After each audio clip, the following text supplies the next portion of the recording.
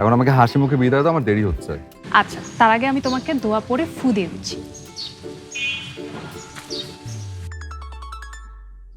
হ্যাঁ, হ্যালো, ওয়ালাইকুম আসসালাম।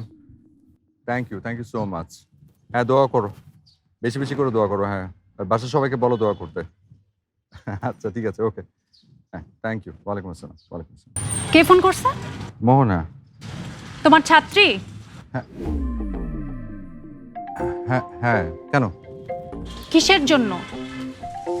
ওই আমার মিটিং, তাই উইশ করার জন্য ফোন করেছে। কেন? তো তোমার মিটিং সেটাও জানে ও? শুধু ও না, ওর আব্বা আম্মাও জানে। কালকে গল্প করতে করতে এটা বলে ফেলেছে, ওর শুনেছে। কেন? এটা নিয়ে আবার কি সমস্যা? কি হলো? আমার না তোমাকে অনেক সন্দেহ হয়, তুমি কি জানো?